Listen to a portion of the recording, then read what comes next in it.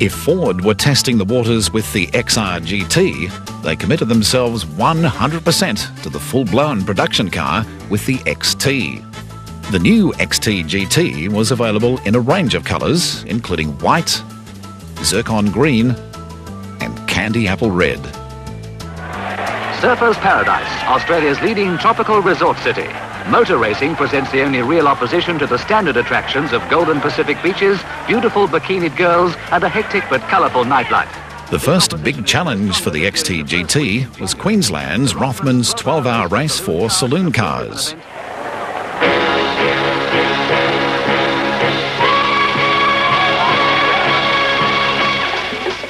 It's go, and the 42 drivers race to their cars in a traditional The Man stunt. Winning the moral-boosting foot race is Brisbane radio disc jockey Bill Gates. It'll prove to be some omen, because 12 long, tiring hours later, Gates and co-driver Jim Bertram will bring their Ford Falcon GT home in first place. The cars are near stock standard, only the most minor adjustments to engine, suspensions and exhaust systems have been allowed. Cars must have been manufactured or assembled in Australia. 200 examples of the particular make are required to have been registered for ordinary road use since January 1964. This rule was common in Australian touring car racing at the time, and compared with today, simple and very effective. Tyre wear is severe during the race, particularly in the first hours before the track is coated with oil and rubber. One pit-side statistician calculated that during practice and the actual race, more than 800 tyres are changed. Night, and rather than slackening, the pace intensifies. In the General Motors camp, the retirement of their top crews is causing long faces. After 12 long hours, the flag fell on the Jim Bertram, Bill Gates team. The flag goes down for the leading Falcon with Jim Bertram at the wheel, while Bill Gates, who drove most of the way, gets ready to join him in celebrating the win. Victory is sweet. Racing in the 60s was a pretty innocent affair. There wasn't the pressure, the hype, or the safety measures. When we raced in Bathurst in the 60s and the early 70s, there were no safety fences at all on the top of the mountain, or down the mountain for that matter. We used to, not knowingly, wear cotton racing gear, and our racing helmets were not very substantial, and our seat harnesses weren't like they are today. So we had a lot to learn in those days about safety.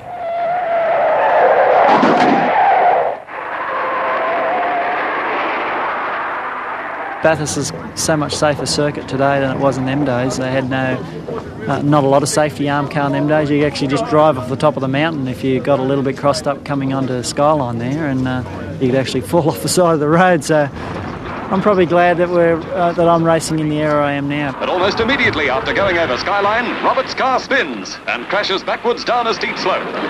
Although the car is a write-off, fortunately Roberts is only dazed. The track, as you look back on the old days and look at the movies and the films of the race, it really was sort of back in the arcades, wasn't it? Like it was sort of wooden fences and no pits and things like that. And I think really we used to drive in sort of like those types shirt sleeves and sort of helmets with leather sides and things. So it was old times. During the GT heydays, there were some spectacular crashes at Bathurst, including this horrifying flip at Skyline.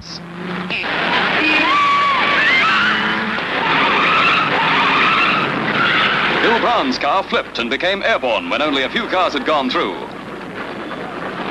In the worst traffic jam the race has known, 15 cars banked up. Bill Brown had a brush with death again in 1971.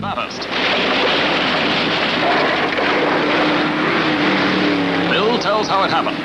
As I come over the blind approach to McPhillamy Park Corner at a speed in excess of 100 miles an hour, a tyre burst on the car, causing it to veer straight ahead into the bank. And I was a bit worried, for the crowd's sake, that the car would sort of jump the fence and end up in amongst the people. There was just crashing and glass breaking and banging and carrying on.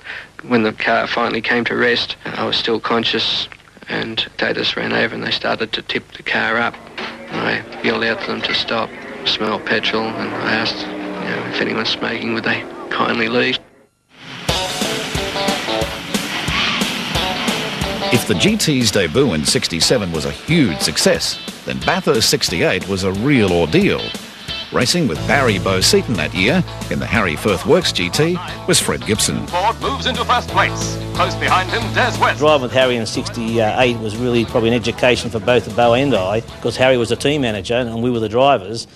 And I suppose, like, against the Monaros, I think it was the 327 Monaros, that they had miles more grunt than we had.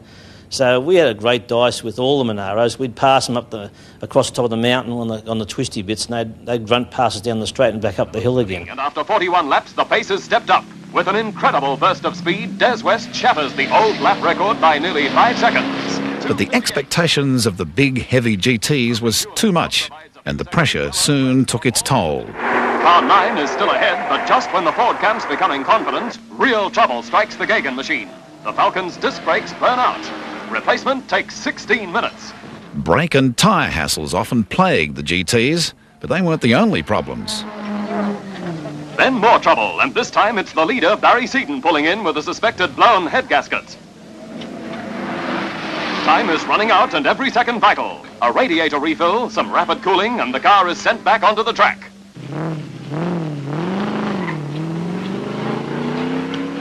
Now, miles behind, Gagan attempts a miracle. And it appears Harry Firth believes in them too as he orders more speed. So it's one of those sort of days where, you know, they'd pass us and we'd pass them, and it went on and on all day until probably about 2 hours to go, and we had the upper hand and we were leading the race, and then Bowe was driving the car and got a stone through the radiator, and that put us out. Then another blow in more ways than one, and this time Seaton is definitely out of the race. This dashed all hopes of a GT victory at Bathurst.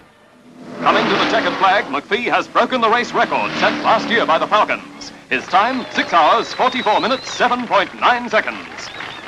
For Bruce McPhee and co-driver Barry Mulholland, an outstanding performance in Australia's toughest car race.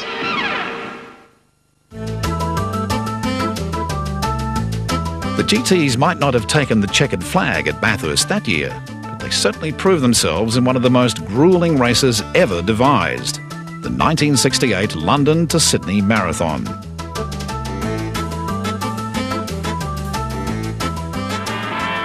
Entrants came from all over the world, 98 cars in all, including 3 Australian Team Falcon GTs. Ahead, 10,500 grueling miles in 11 days through 11 countries. Off they go. It really was an adventure of a lifetime, the ultimate road trip.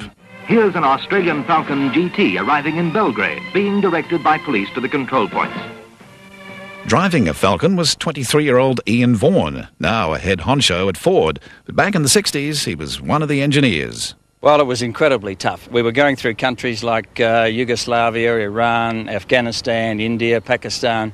The roads were really rough, and we didn't really know where we were going. These countries were pretty much uncharted in those days, and the navigation was difficult as well. Plus the problem of just millions of people on the road. When we were driving through India, for instance, the road was completely covered in people. The people would part in front of you as the car went roaring down the road. That the cars were coming. People turned out in thousands to watch as they sped through Afghanistan, Pakistan and down through India. Sometimes it was almost impossible. Cars had to literally push people out of the way in order to get through. And getting through was vital. You do get some amusing events along the way, particularly when you're driving 24 hours a day, 7 days a week, which we were from London to Bombay. We actually carried a toilet in the car, would you believe? We didn't actually use it. That was in case somebody got deli belly. So in the end, when we got to India, we handed the toilet to a guy beside the road. He didn't know what to do with it either. The cars were shipped from Bombay to Fremantle. But it was on home turf that Ian Vaughan started making inroads on the lead. And going through in superb mechanical condition were the 3 Australian Falcon GTs.